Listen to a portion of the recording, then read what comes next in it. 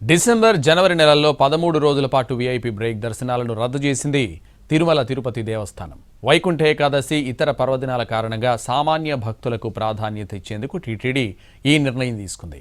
Protocol పరిధిలోని వ్యక్తులు స్వయంగా వస్తే వారికి మాత్రమే బ్రేక్ దర్శనాలు కల్పించనుంది. తిరుమల శ్రీనివాసుడిని దర్శించుకునేందుకు అనేక విధానాలున్నాయి. అందులో ఒకటి వీఐపీ బ్రేక్ దర్శనం. ప్రజాప్రతినిధుల సిఫార్సు లేఖలతో వచ్చేవారికి 500 రూపాయల టికెట్స్ ఇష్యూ చేసి బ్రేక్ దర్శనం కల్పిస్తుంది టీటీడీ. తక్కువ టైంలో మూల విరాట్టును దగ్గరుండి దర్శించుకునే అవకాశం ఉండడంతో వీఐపీ బ్రేక్ దర్శనాలకు చాలా డిమాండ్ ఉంటుంది. సామాన్య భక్తులు గంటకు 5,000 మంది వెంకటేశ్వర స్వామిని దర్శించుకుంటే బ్రేక్ దర్శనంలో మాత్రం గంటకు 2,000 మందికే దర్శనం దక్కుతుంది. దీంతో రద్దీ రోజుల్లో సిఫార్సు లేఖలపై కల్పించే బ్రేకు దర్శనాలను రద్దు చేస్తూ ఉంటుంది టీటీడీ.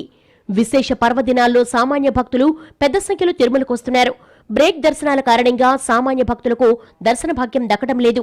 దీంతో సామాన్య భక్తులకే ప్రాధాన్యత ఇచ్చేందుకు డిసెంబర్, జనవరి నెలల్లో 13 రోజుల పాటు బ్రేక్ దర్శనాలను రద్దు చేసింది తిరుమల తిరుపతి దేవస్థానం. ఆలయంలో ప్రతి సంవత్సరం 4 సార్లు కోయిల్ ఆళ్వార్ తిరుమంజనం నిర్వహిస్తారు.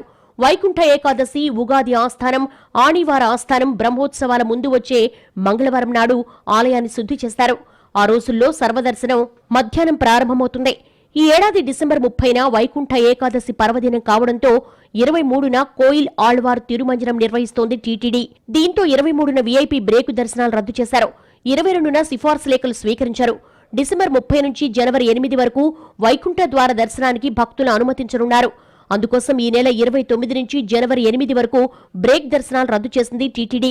డిసెంబర్ 28 నుంచి జనవరి 7 వరకు సిఫార్సు లేఖలు స్వీకరించబోరు.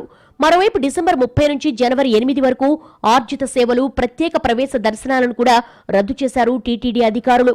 జనవరి 25న రథసప్తమి పండుగుంది. ఒక్కరోజు బ్రహ్మోత్సవంగా పిలిచే రథసప్తమి రోజున సప్తవాహనాలపై మాడవీధుల్లో విహరిస్తూ భక్తులకు దర్శనమిస్తారు వెంకటేశ్వర స్వామి. ఆలయంలో వేకువజామునే స్వామివారికి నిత్య సేవలు నిర్వహిస్తారు. వాహన సేవలను ప్రత్యక్షంగా చూసేందుకు పెద్ద సంఖ్యలో భక్తులు తిరుమలకు వస్తూ ఉంటారు. సామాన్య భక్తులకు ప్రాధాన్యత ఇచ్చేందుకు ఆ రోజున వీఐపీ బ్రేకు దర్శనాలు రద్దు చేశారు. ఇలా 2 నెలల వ్యవధిలో 13 రోజుల పాటు వీఐపీ బ్రేక్ దర్శనాలు రద్దు చేసింది టీటీడీ. మరోవైపు వారాంతంలో 3 రోజుల పాటు బ్రేక్ దర్శనాలు రద్దు చేసింది తిరుమల తిరుపతి దేవస్థానం. ఈ రోజులన్నింటిలోనూ ప్రజాప్రతినిధుల సిఫార్సు లేఖలపై వచ్చే భక్తులకు దర్శనాలు ఉండవు. వీఐపీలు ప్రోటోకాల్ పరిధిలో ఉండే వ్యక్తులు స్వయంగా వస్తే వారికి మాత్రం దర్శనాలు ఉంటాయి.